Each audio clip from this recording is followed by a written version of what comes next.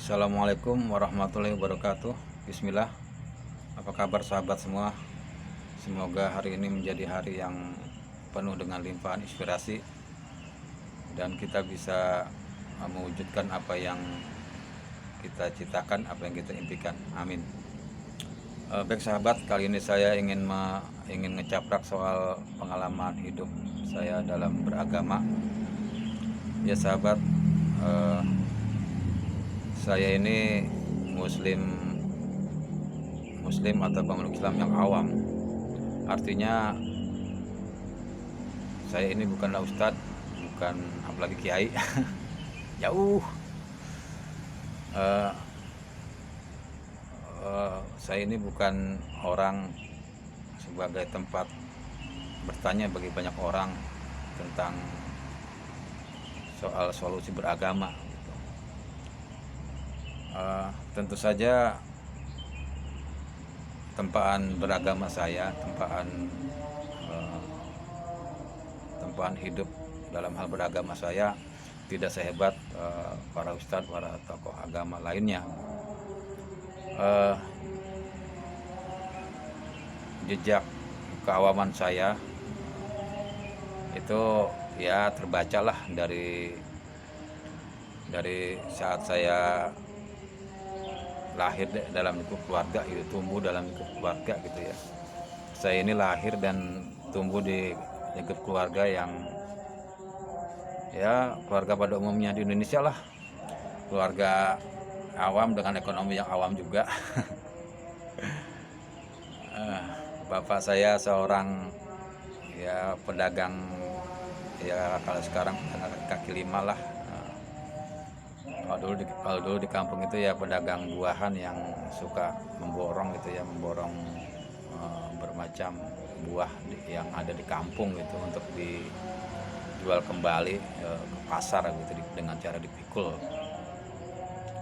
Beliau adalah seorang lelaki yang sekedar bisa membaca dan menulis huruf Latin, sementara ibu saya seorang ibu rumah tangga biasa, seorang ibu rumah tangga kampung yang masuk dalam kategori buta huruf gitu. Kemudian dalam lingkungan sosial saya tumbuh dan kembang dalam lingkungan yang secara tradisi keagamaan juga biasa saja gitu. Artinya tidak kental dengan tradisi kampung yang memiliki kekhasan ilmu, kekhasan keilmuan gitu, yang ya semuanya masalah awam lah. Masih ingat saya kala itu mungkin hanya ada beberapa saja keluarga yang taat beribadah, tekun menjalani sholat misalnya gitu ya. Waalaikumsalam.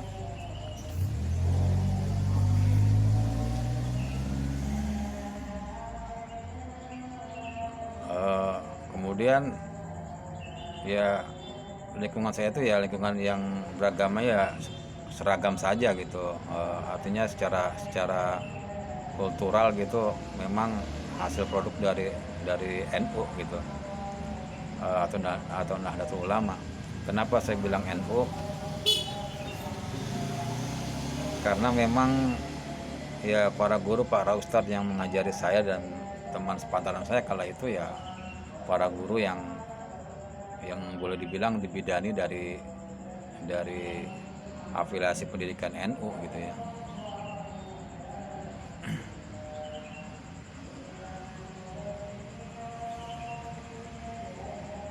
Jadi ya bisa disimpul lah gitu ya, kalau saya ini sosok makhluk yang lahir dan dibidani oleh kultur NU gitu ya. Saya ini ya sosok manusia beragama NU kultural gitu.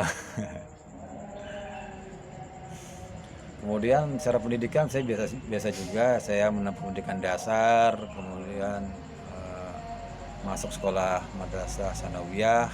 Ya di sini saya mulai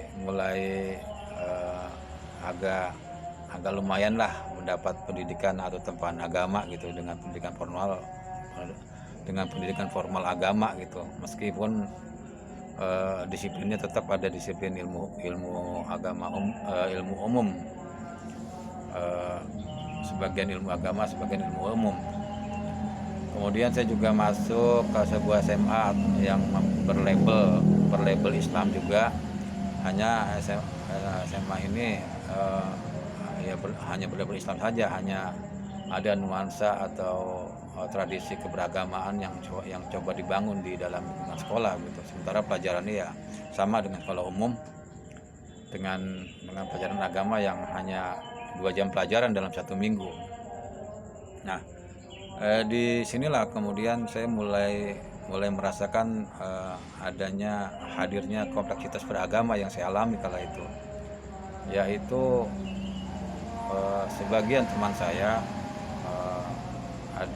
berlatar belakang tidak dari NU gitu, tidak NU kultural gitu. Ya sebagian ada yang Muhammadiyah, sebagian kecil lagi berlatar belakang Persatuan Islam atau Persis gitu. Ada juga beberapa yang ikut aktif ya dalam taklim atau kajian agama yang dibesut oleh afiliasi dakwah Islam yang boleh dibilang underground lah begitu ya. Karena memang kala itu afiliasi dakwah yang mengusung asas atau yang mengusung visi untuk memformalkan syariat Islam kala itu ya dianggap radikal gitu ya, oleh pemerintah dilarang gitu. Apalagi organisasi yang berasaskan baik organisasi masyarakat maupun organisasi politik gitu ya yang berasaskan Islam itu ya dilarang keras gitu oleh penguasa Orde Baru kala itu adalah Pak Soeharto. Nah, kompleksitas beragama saya yang saya alami di sekolah lanjutan atas ini, sekolah lanjutan tingkat atas ini, saat itu saya muncul pertanyaan gitu ya. Ya meskipun mungkin ya gairah keberagaman saya juga kala itu ya tidak hebat banget sih, ya biasa aja gitu pada anak remaja umumnya gitu. Ya bandel juga, suka nongkrong, bolos sekolah juga gitu ya. Tapi pada sisi lain juga ada di dalam ruang diri saya itu muncul pertanyaan, sebenarnya amalan atau aliran agama apa sih, yang mana sih yang benar gini gitu loh ya. Apakah yang NU kultural seperti saya, atau Muhammadiyah, atau yang boleh dibilang kalau itu ya yang lebih mengusung kemodernan gitu ya, yang ngotak gitu ya, ataukah Persis gitu, ataukah beberapa kawan yang ikut kajian underground itu gitu ya. Kala itu pertanyaan itu merangsang saya untuk memperdalam pemahaman saya tentang agama gitu. Sehingga saya kemudian banyak membaca literasi keislaman gitu ya. Dan saya dalam level saya juga masih awam kalau itu ya tersimpul satu solusi gitu ya, bahwa yang penting itu adalah rukun iman dan rukun Islam itu sama gitu ya. Jadi saya melihat kala itu ya baik NU, Muhammadiyah, Persis dan afiliasi dakwah lainnya, saya lihat rukun iman dan rukun Islam itu sama gitu ya, dengan syahadat yang sama gitu. Jadi kala itu ya saya menganggap itu hanyalah apa ya, afiliasi dakwah itu hanyalah sebagai jendela beragama gitu ya.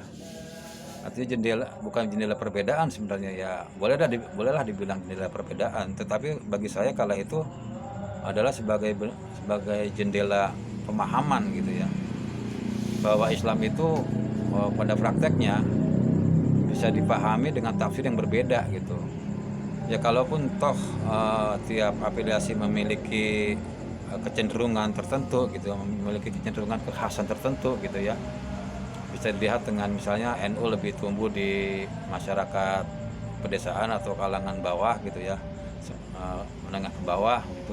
Sementara Muhammadiyah tumbuh di kalangan perkotaan menengah ke atas gitu ya. Itu adalah kekhasan tafsir beragama yang coba dikembangkan gitu ya oleh tiap afiliasi dakwah gitu.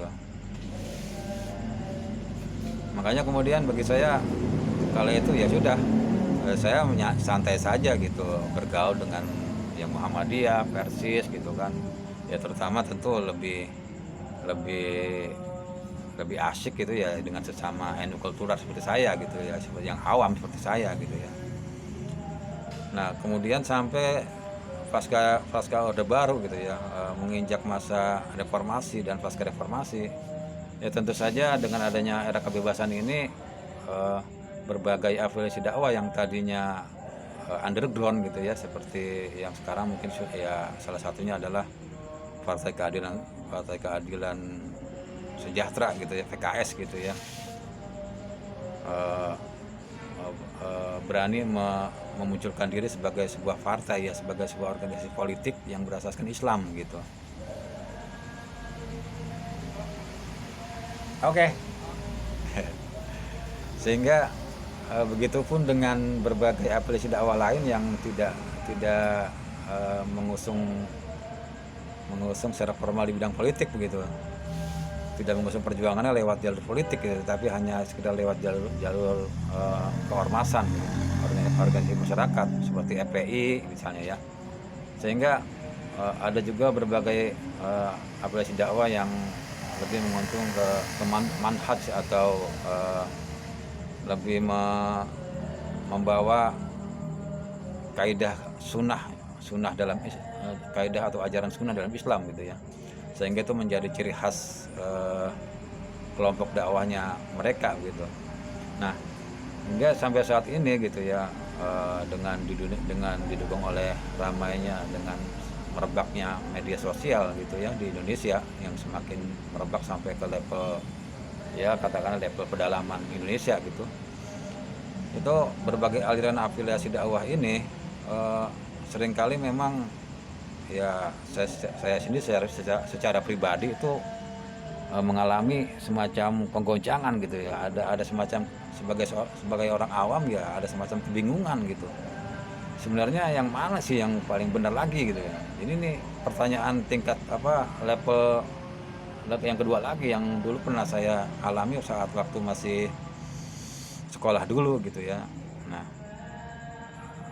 tapi berkat kesimpulan solusi yang pernah saya dapatkan dulu itu tentang jendela beragama, ya kini ternyata masih ampuh juga bagi diri saya untuk lebih bisa menetralisir kegundahan saya terhadap perbedaan atau kesemrawutan atau ya katakanlah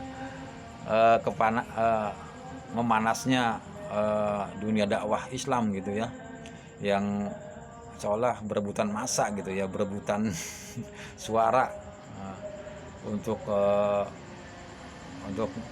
bisa dikatakan sebagai yang terbaik gitu ya, seolah begitu gitu ya kesan yang saya dapatkan sebagai awam gitu ya.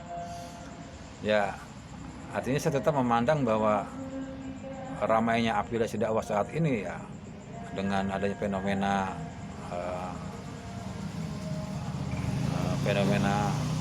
saling hujat, saling ada juga yang sampai level saling mengkafirkan gitu ya. Ya bagi saya tetaplah itu sebagai bagian dari dinamika jendela beragama gitu ya. Kalau dulu mungkin waktu zaman Orde Baru ya hanya karena ada tekanan politik yang represif dari penguasa Orde Baru ya, mungkin jendela beragama itu tidak terlalu kompleks gitu ya. Nah sekarang di era pasca reformasi ini ya semakin bebas gitu ya, orang mengekspresikan gaya dakwahnya begitu. Dan bagi saya jendela beragama ya bukan jendela perbedaan sesungguhnya ya, sesungguhnya adalah jendela pemahaman gitu. Sehingga saya dengan menjadikan itu sebagai jendela pemahaman, saya bisa lebih lentur untuk memahami memahaminya sebagai sebuah dinamika gitu, sebagai sebuah dinamika umat Islam secara umum gitu ya. Ya artinya intinya pesan saya adalah apapun yang terjadi gitu, yang terjadi dalam dunia dakwah saat ini, dengan semrawutnya dunia dakwah saat ini gitu ya, sengkarutnya, terutama kalau kita lihat di medsos gitu ya. Ya itu hanya dinamika saja gitu, hanya itu adalah jendela pemahaman gitu. Di situ kan ada berlapis orang gitu, berlapis orang yang mungkin pemahamannya, ada orang awam yang ngomong banyakan gitu kan, ada orang yang justru yang alim, yang ulama, yang pakar gitu justru diam gitu kan. Ya bagi saya itu jendela pemahaman aja gitu, biasa aja lah gitu ya. Jadi sahabat semua ya begitulah ya dalam memahami fenomena kompleksnya dakwah saat ini ya, sebaiknya kita jangan ikutlah sampai ikut mengkafirkan orang misalnya ya. Kalau untuk soal itu ya kita percayakanlah kepada para ulama kita, kepada ulama yang kita percaya untuk memvonisnya begitu ya. Kalau soal itu kita taklid sajalah, kita manut saja kepada ulama yang sekiranya ya, kalau Anda NU ya taklid pada ulama NU, kalau Anda Muhammadiyah taklid pada ulama Muhammadiyah, atau kalau kita bebas afiliasi ya kita taklid pada ulama yang menurut kita punya kredibilitas gitu ya, sehingga dengan itu kita punya pegangan dalam beragama gitu ya. Intinya adalah bahwa apapun perbedaan itu adalah jendela pemahaman gitu, bukan sebagai bagian dari dinamika umat Islam. Barangkali demikian yang bisa saya sampaikan. Ucap saya. Bila taufiq wal hidayah, wassalamualaikum warahmatullahi wabarakatuh.